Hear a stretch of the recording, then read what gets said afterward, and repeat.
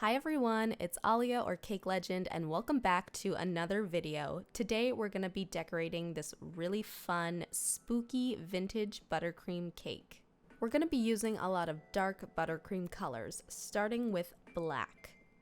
We're going to dye some of our buttercream black and use that to mask the cake, just with a smooth finish on the top and sides.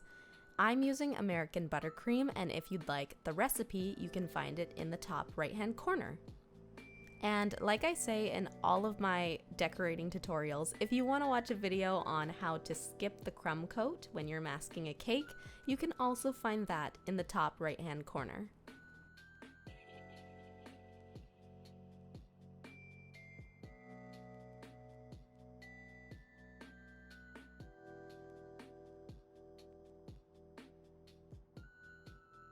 Now that our cake is all masked, you can chill it in the fridge for a couple minutes, then take it back out.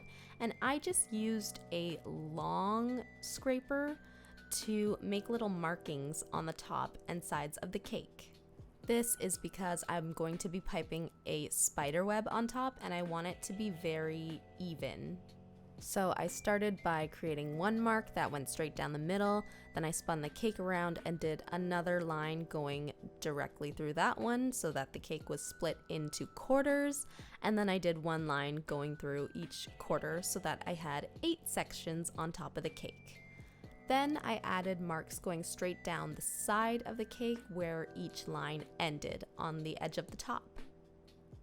This way, the sides of the cake were also divided evenly, so each of my swags and whatever pattern I'm going to be repeating will be very symmetrical, very even. And don't worry about making your marks too deep or too prominent because we're going to cover them up anyways.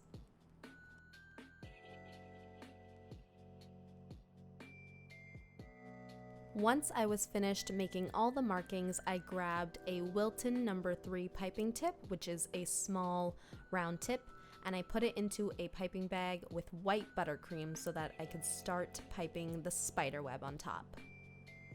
To create the spider web, I simply piped over top of those lines that we just created, and then I started adding the little swoopy, droopy part.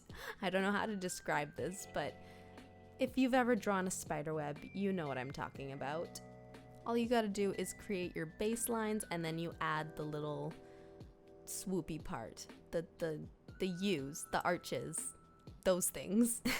And then you just repeat that until you get to the edge of the cake.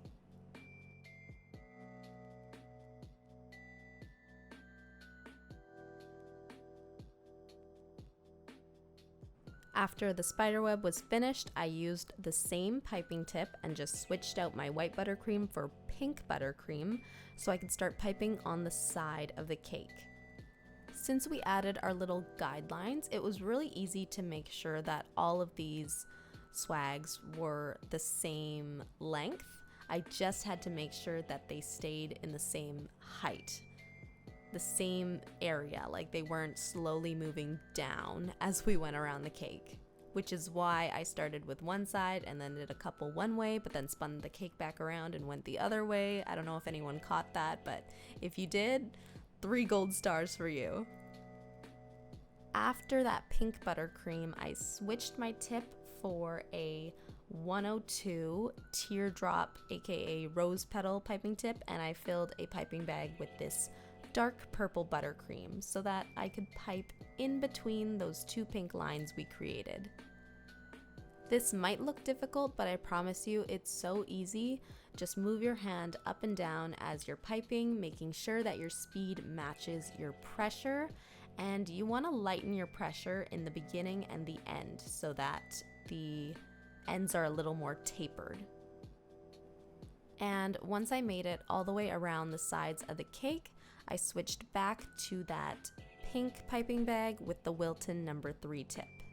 I don't know what anything is called today, but I wanted to pipe these little U shapes at the bottom, like a little frilly border kind of thing, because if we're being completely honest, I was making up this design as I went along. So after I added the purple, I was like, oh, well now you can't see very much of the pink. So this is what I did to add more pink.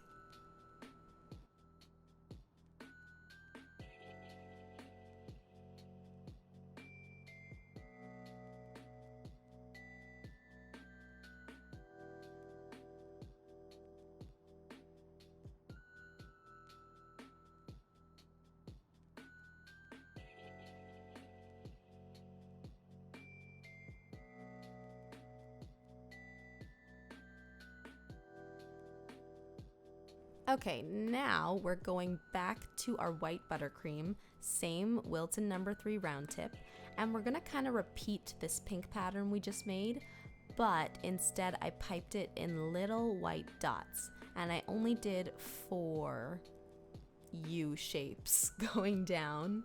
To make sure it was really even, I started on one side, making sure to end in the middle, and then I went to the other edge and again brought it back to the middle.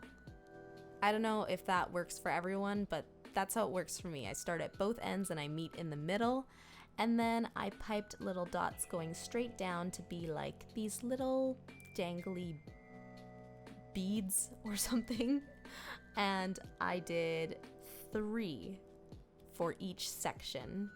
I was also making sure to keep it consistent all the way around with how many beads were going down.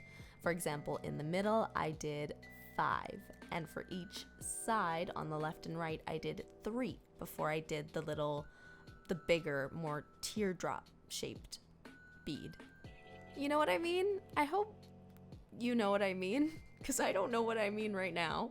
But anyways, I repeated this all the way around the sides of the cake until each section was done.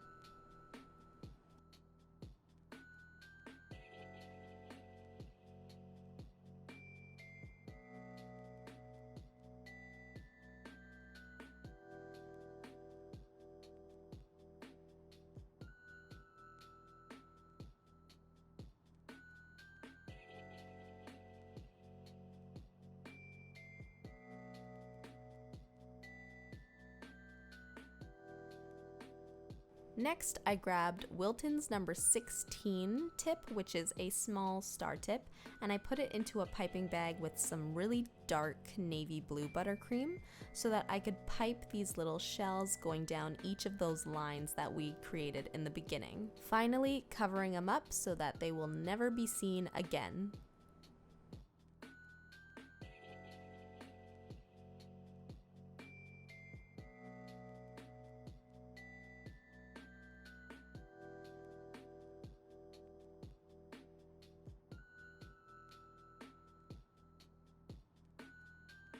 Now, using the same tip, I switched out that dark blue buttercream for some lighter, kind of lavender purple colored buttercream, and I piped 3 rosettes on each point where the swags meet.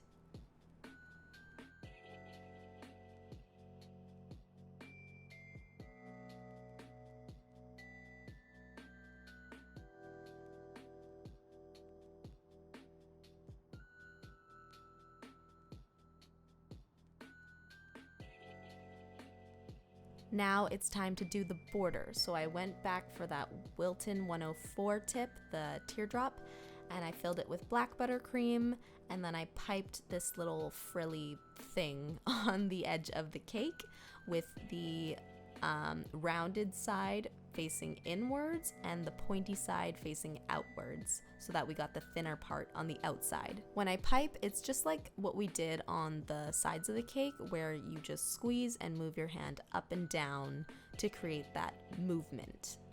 Just make sure you're not doing one thing too fast or too slow so that your buttercream doesn't break, and you can just do one consistent line of buttercream all the way around.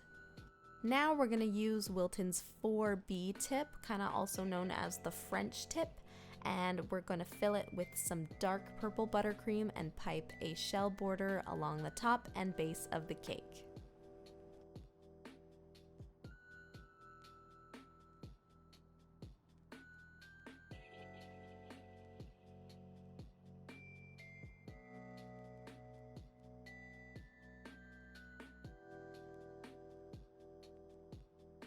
and let's all ignore the fact that I was totally running out of buttercream at this point. Still had just enough to get the border finished.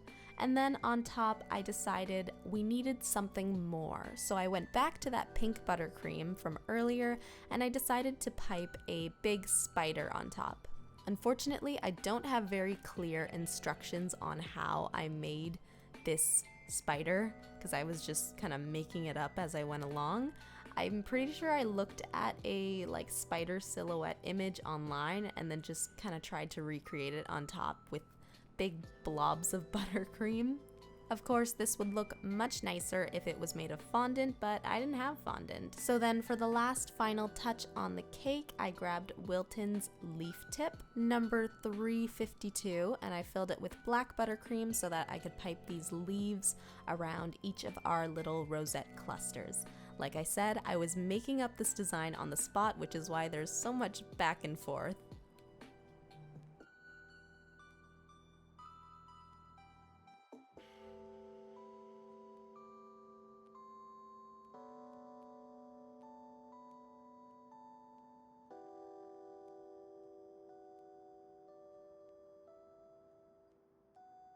Once those leaves were done, this cake was all finished, and I have to say, I really do like it. It looks so spooky and elegant, kind of reminds me of Monster High dolls, if any of you ever played with those growing up, because I did. Thank you all so much for watching. I hope you enjoyed this video. Be sure to leave a like and comment if you did, and I will see you in the next video. Bye!